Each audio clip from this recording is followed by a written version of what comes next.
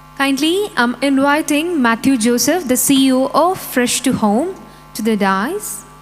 The respected organizers and dear my friends, you see the topic of my session is following fish. Why this organizers is selecting this topic? Because they need to prove you have chances even in fish in our state and in our country. I agree, Fresh to Home is a typical example to the people who can identify a section or a subject or a passion. Even you can create something in fish also. So I think someone is in front of you, some new faces I showing. That's why I can tell you about something about Fresh to Home. Fresh to Home is the number one online fresh market in India and UAE. And we have 13 factories in India and 3 factories in UAE. And we have Indonesia, Thailand, Vietnam, Sri Lanka and Oman. We have the procurement centers. This is one side of the company, but as a businessman, I got the satisfaction from other side of that company. When I was started a small company in Cherthala, Alappuzha district, now Fresh to Home is giving direct and indirectly in India, 17,000 people is working this company. That is my satisfaction as a businessman. So I think someone needs to know about the Fresh to Home. And you know, the Fresh to Home is invested, the world famous, the companies Microsoft, Google, Facebook, American Government Development Finance Corporation, Dubai Government, Abu Dhabi Government, Al Ghurair Group, last one is Amazon. These all companies invested in my company. I am proudly announced they are also my partner. So this type of one thing we can create from our Kerala, even in fish, you can create bigger than this from this state and from this country. I think you are all 90% is from Mallus. That's why I'm speaking something in Malayalam. Because as a fishmonger, Malayalam is the best language. That's why I'm speaking to Malayalam. ഞാനൊരു മാതിരി ലോകത്ത് കുറേ രാജ്യങ്ങൾ പോകാനുള്ളൊരു അവസരം ഉണ്ടാക്കിയിട്ടുണ്ട്.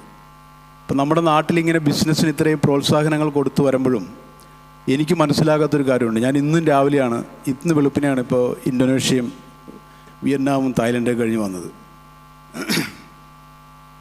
ഇനിയിപ്പോൾ 3-ാം തീയതി Kuwait പോകും, അത് കഴിഞ്ഞ് ദുബായ് പോകും. ഇങ്ങനെ രാജ്യങ്ങളിങ്ങനെ ഇടയ്ക്കിടയ്ക്ക് സഞ്ചരിക്കാറുണ്ടെങ്കിലും എനിക്ക് മനസ്സിലാകാത്തൊരു കാര്യം,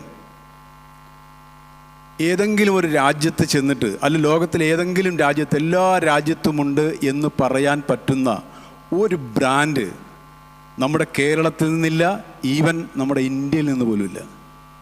നിങ്ങൾക്ക് അങ്ങനെ ഒരു ബ്രാൻഡിനെ ഐഡൻറ്റിഫൈ ചെയ്യാൻ പറ്റുമോ ഇന്ത്യയിൽ നിന്ന്?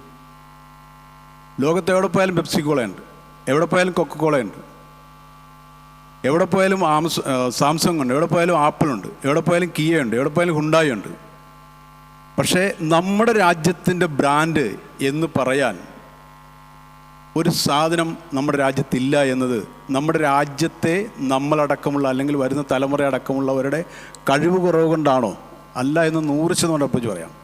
ഞാനിപ്പോൾ പറഞ്ഞ ബ്രാൻഡുകളിലേക്ക് ഏറ്റവും തലപ്പത്തുള്ള ഒരു 25 ആൾക്കാർ നിങ്ങളെടുത്തോ, അതിൽ 5 പേര് ഇന്ത്യക്കാരായിരിക്കും, മിനിമം 2 പേര് മലയാളിയായിരിക്കും. അപ്പോൾ നമുക്ക് കഴിവില്ലാഞ്ഞിട്ടല്ല. പിന്നെ വിദ്യാഭ്യാസത്തിൻ്റെ കുഴപ്പമാണോ? ഞാനും നിങ്ങളും കൊട്ടിഘോഷിക്കുന്ന ഓക്സ്ഫോർഡും കേംബ്രിഡ്ജൊക്കെ യൂണിവേഴ്സിറ്റിയുള്ള സ്ഥലത്ത്, ഇപ്പോൾ യൂണിവേഴ്സിറ്റിയിലിരിക്കുന്ന സ്ഥലത്ത് പട്ടിയും പാമ്പും പശുവും മേഞ്ഞു കിടന്ന കാലത്ത് നളന്ദ എന്ന ലോകത്തിലെ ആദ്യത്തെ സർവകലാശാല ഉണ്ടായിരുന്നത് നമ്മുടെ മണ്ണിലാണ്. അപ്പോൾ അതിൻ്റെയും കുഴപ്പമില്ല. കുഴപ്പം മുഴുവൻ എൻ്റെയും നിങ്ങളുടെയാണ്. നമ്മൾ കുറേ നാളുകളായി ഉണ്ടാക്കി വെച്ച ചില വികാരങ്ങളുണ്ട്. ഞാൻ പഠിക്കുന്നത് ജോലി വാങ്ങാനാണ്. ഇവിടെ ഇത്തിരി മുമ്പ് സെഷനിൽ പറഞ്ഞ കേട്ടു, എഞ്ചിനീയർക്ക് 10,000 രൂപ, വർക്കറിന് 30,000 രൂപ. നമ്മളുണ്ടാക്കിയ സിസ്റ്റം. എന്തുകൊണ്ടാണെന്നറിയോ? എംപ്ലോയർ ശ്രദ്ധിക്കണമെന്ന് അദ്ദേഹം പറഞ്ഞു. എംപ്ലോയർക്ക് എൻ്റെ ആവശ്യമില്ലെന്ന്. എനിക്ക് 10,000 രൂപയ്ക്ക് ഇഷ്ടംപോലെ എഞ്ചിനീയർമാരെ കിട്ടും, പക്ഷേ എനിക്ക് 10,000 രൂപയ്ക്ക് മണ്ണ് നമുക്ക് നാളെ കിട്ടുന്നില്ല. അപ്പോൾ ഞാനവന് 30,000 കൊടുക്കും. ഇത് ഞാനും നിങ്ങളും ക്രിയേറ്റ് ചെയ്തു വച്ചിരിക്കുന്ന ഒരു സിസ്റ്റത്തിൻ്റെ പരിണിത ഫലമാണ്. അതിനെ മാറ്റിമറിക്കണമെങ്കിൽ നമ്മളുടെ ചിന്താഗതികൾ മാറണം. പ്രത്യേകിച്ച് നമ്മുടെ വിദ്യാഭ്യാസം എങ്ങനെ കൊണ്ടുപോകുന്നോ, അത് ഏതിൽ തലത്തിലേക്ക് പോകുന്നോ അതിനെ പൊളിച്ചെഴുതേണ്ട കാലം അതിക്രമിച്ച് കഴിഞ്ഞിരിക്കുകയാണ്. ഞാനൊരു കോളേജ് ക്ലാസ്സിൽ ഇടയ്ക്ക് ഇങ്ങനെ കോളേജിൽ ക്ലാസ്സിൽ പോകണ കുറേ സമയം എൻ്റെ പോകുന്നുണ്ട്. അപ്പോൾ കോളേജ് ക്ലാസ്സിൽ എനിക്ക് ഭയങ്കര ഇഷ്ടമാണ് പക്ഷേ കുട്ടികളോട് സംസാരിക്കാൻ. അപ്പോൾ ക്ലാസ്സിലെടുക്കാൻ പോയപ്പോഴേ ഒരു കോളേജ് എന്നപ്പോൾ ഞാൻ പറഞ്ഞു, എനിക്കറിയാവുന്ന നിങ്ങൾക്ക് എല്ലാത്തിനും ചാൻസ് ഉണ്ട്, നിങ്ങൾ ബിസിനസ്സുകാരനാകണമെന്ന് പറഞ്ഞാൽ നിങ്ങളുടെ മനസ്സിലുള്ള എന്ത് പാഷനും, ഇപ്പോൾ എനിക്ക് മീനായിരുന്നുകൊണ്ട് ഞാൻ മീൻ തുടങ്ങി, നിങ്ങൾക്ക് എന്ത് പാഷനാണോ അത് വെച്ച് ബിസിനസ് ചെയ്യാനുള്ള എല്ലാ സാഹചര്യവും ഇന്ന് രാജ്യത്തുണ്ട്, അതുകൊണ്ട് നിങ്ങൾക്ക് എന്ത് വേണമെങ്കിലും എടുക്കാം എന്ന് പറഞ്ഞ് ഞാനെ കൊടുത്തൊരു ഉദാഹരണം പറഞ്ഞത് ഒരു കബഡി കളിക്കാരൻ്റെ കഥ പറഞ്ഞു. കഥയല്ല സംഭവം. ബാംഗ്ലൂർ എനിക്കറിയാവുന്നൊരു കബഡി കളിക്കാരനുണ്ട്. അവനിപ്പോൾ പൂനെയിലെ ഒരു കബഡി ടീമിൽ മെമ്പറാണ്. ഒരു വർഷത്തെ ശമ്പളം അവൻ്റെത് 60 ലക്ഷം രൂപയാണ്, അതായത് ഒരു മാസം 5 ലക്ഷം രൂപ. ക്ലാസ് കഴിഞ്ഞ് പുറത്തിറങ്ങി വന്നപ്പോൾ ഒരു അധ്യാപകൻ, നിങ്ങൾ പറഞ്ഞതൊക്കെ ശരിയാണ്, പക്ഷെ എന്നാലും തള്ളുന്നത് ഇച്ചിരി കുറച്ച് തള്ളണം. ഞാൻ എന്തു പറ്റി? ഇവിടെ കബഡി കളിച്ച് ആർക്കവിടെ 5 ലക്ഷം രൂപ കിട്ടുന്നത്? ഞാൻ ആ മനുഷ്യനോട് തർക്കിക്കാനൊന്നും പോയില്ല. ഒരു 3-4 മാസത്തിന് മുമ്പ് മനോരമയിലും മാതൃഭൂമിയിലൊക്കെ ന്യൂസ് വന്നു, നിങ്ങൾ കണ്ടു കാണും. ഈ കഴിഞ്ഞ വർഷത്തെ കബഡി ലേലത്തിൽ പോയത് 2 കോടിയാണ്. ഏറ്റവും കുറവാണ് 60 ലക്ഷം രൂപ. ഞാൻ ആ പത്രത്തിൻ്റെ ഫോട്ടോ എടുത്തിട്ട് ആ അധ്യാപകനും അധ്യാപകത്തിൻ്റെ പ്രിൻസിപ്പലിനും അയച്ചു കൊടുത്തു. എന്നിട്ട് ഞാൻ അമ്മയോട്, ഇതൊന്നും അറിയാതെ നിങ്ങൾ എന്തീ കുട്ടികളെ പഠിപ്പിക്കാനാടോ? ഒരു കോളേജ് അധ്യാപകർ ഇരിപ്പുണ്ടോ? കുട്ടികളുടെയൊക്കെ മനസ്സെല്ലാം മാറി. ഡോക്ടർ ആകണം, എഞ്ചിനീയർ ആകണമെന്ന് പറഞ്ഞ് കൈവെക്കുന്നവരുടെ എണ്ണം വളരെ കുറവാണെന്ന്. എനിക്ക് സ്വന്തമായി എന്തെങ്കിലും ചെയ്യണമെന്ന് ആഗ്രഹിക്കുന്ന, സ്റ്റാർട്ടപ്പുകൾ തുടങ്ങുമെന്ന് ആഗ്രഹിക്കുന്ന കുട്ടികളുടെ എണ്ണം ഇന്ന് വളരെ കൂടുതലാണ്. പക്ഷെ അധ്യാപകർ, കുറ്റം പറയുന്നതായിട്ട് കൂട്ടരുത്, നിങ്ങളുടെ 90% ഇപ്പോഴും വിചാരിക്കുക 99% മാർക്കും മേടിച്ച് A+ ഗ്രേഡും മേടിച്ച് വന്നാൽ മാത്രമേ രക്ഷപ്പെടുകയുള്ളൂ എന്ന് നിങ്ങൾ അവരിൽ കുത്തിവെക്കുന്ന ചില സാധനങ്ങളുണ്ട്. അതൊക്കെ എടുത്ത് കളയണം. എൻ്റെ ഒരു സന്തോഷം എന്താണെന്ന് അറിയാം, ഇപ്പം നിങ്ങളോട് ഞാൻ പറഞ്ഞില്ലേ ഓക്സ്ഫോർഡ് യൂണിവേഴ്സിറ്റിയുടെ കാര്യം. ഓക്സ്ഫോർഡ് യൂണിവേഴ്സിറ്റി ഫ്രഷ് ടു ഹോമിനെ അടുത്ത വർഷം മുതൽ അവരുടെ ബിസിനസ്സിൽ പഠിക്കുന്നതിന് വേണ്ടി എന്നെ ഇൻ്റർവ്യൂ ചെയ്യണമെന്ന് പറഞ്ഞിരിക്കുകയാണ്. ഇപ്പോൾ already Stanford university fresh to ഹോമിനെ ഒരു വിഷയമാക്കി അവിടെ പഠിക്കുന്നുണ്ട്. നിങ്ങൾക്ക് വേണമെങ്കിൽ ചെക്ക് ചെയ്യാം. അതാണ് നമ്മുടെ രാജ്യവും മറ്റ് രാജ്യങ്ങളും തമ്മിലുള്ള വ്യത്യാസം. പ്രാക്ടിക്കൽ സൈഡിൽ ഇന്ന് കുട്ടികൾക്കുള്ള ഏത് കഴിവിനെയും ഏത് താല്പര്യത്തെയും നമുക്ക് അവർക്ക് ജീവിക്കാവുന്ന തലങ്ങളിലേക്ക് എത്തിക്കാനുള്ള എല്ലാ ചാൻസും ഇന്ന് ഈ രാജ്യത്തുണ്ടെന്ന്. ആ വലിയ രാജ്യത്താണ് ഞാനും നിങ്ങളും ജീവിക്കുന്നത്. ഞാൻ മുമ്പ് പറഞ്ഞ വലിയ കമ്പനികളൊക്കെ ശ്രമിച്ചുകൊണ്ടിരിക്കുന്ന ഇന്ത്യ എന്ന മാർക്കറ്റ് പിടിക്കാനാണ്. ഞാൻ ഒരൊറ്റ ഉദാഹരണം പറയാം. നിങ്ങൾക്ക് എല്ലാവർക്കും അറിയാവുന്ന LIC ഇന്ത്യയിലെ ഏറ്റവും വലിയ കമ്പനി അല്ലേ? ലോകത്തിലെ തന്നെ എണ്ണപ്പെട്ട കമ്പനികൾ ഒന്നാണ്. LIC കഴിഞ്ഞ 2023-24 ഇന്ത്യയിൽ എത്ര പോളിസി വിറ്റെന്നറിയോ?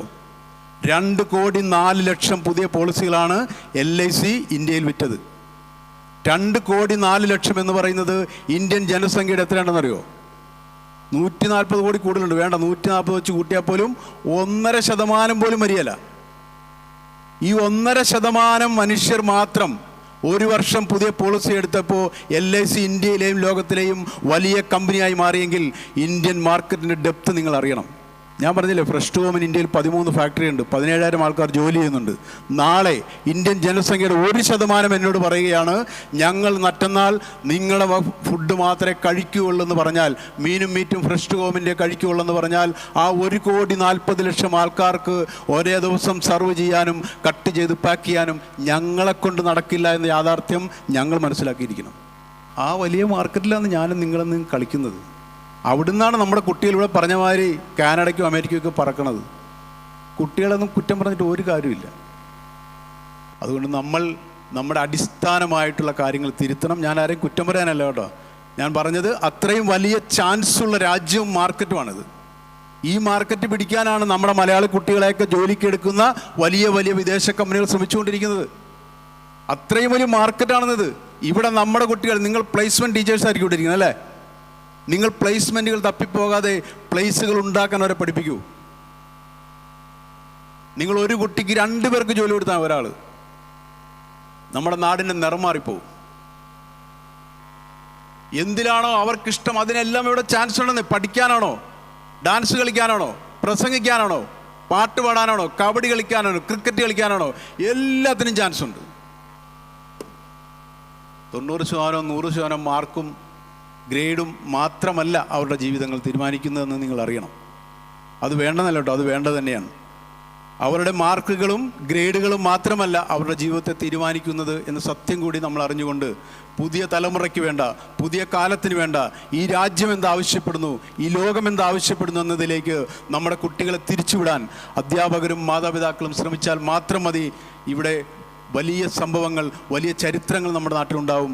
ഒന്ന് ഞാൻ ഉറപ്പിച്ച് പറയാം, അധ്യാപകർ നിങ്ങളുടെ കുട്ടികൾ നോക്കിക്കോ, അടുത്ത 15 വർഷത്തിനുള്ളിൽ ഞാൻ പറഞ്ഞില്ലേ, ഇന്ത്യയിൽ നിന്നൊരു ബ്രാൻഡ് എടുത്തു പറയാൻ ലോകത്തിലില്ലെന്ന്, ഉണ്ടാകുമെന്ന കാര്യത്തിൽ ഒരു സംശയമില്ല. അത് കേരളത്തിൽ നിന്നുണ്ടാകണമേ, മലയാളികളിൽ നിന്നുണ്ടാകണമേ എന്ന് വിശ്വസിക്കുന്ന, ആഗ്രഹിക്കുന്ന ഒരാളാണ് ഞാൻ. അതുകൊണ്ടാണ് ഞാനിത് പറഞ്ഞത്. അത്തരം ബ്രാൻഡുകൾ നമ്മുടെ ലോകം കീഴടക്കുന്ന കാലത്തിലേക്ക് കടന്നു വരുന്നു. അതിന് ഇന്ത്യ എന്തായാലും വിത്തുപാകുമെന്ന കാര്യത്തിൽ ഒരു സംശയവുമില്ല. അത് കേരളത്തിൽ നിന്നാകുമോ UP-യിൽ നിന്നാകുമോ എന്നത് മാത്രമാണ് നമ്മുടെ വ്യത്യാസം. അതുകൊണ്ട് അതിലേക്ക്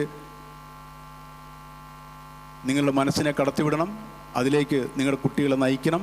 അതുകൊണ്ട് മീനിനെ കൊണ്ടും ഇവിടെ വന്ന് നിൽക്കാൻ കഴിയുമെങ്കിൽ നിങ്ങളുടെ കുട്ടികളിലുള്ള, നിങ്ങളുടെ മക്കളിലുള്ള അവരുടെ ഐഡിയ വെച്ച് ഇതിലും വലിയ കാര്യങ്ങൾ ഉണ്ടാക്കുവാനും സംരക്ഷിക്കപ്പെടുവാനും അവർക്കാകുമെന്ന കാര്യത്തിൽ സംശയമില്ല. അതിനെല്ലാ സാഹചര്യങ്ങളും സൗകര്യങ്ങളും നമ്മുടെ സംസ്ഥാനത്തും രാജ്യത്തുമുണ്ട്.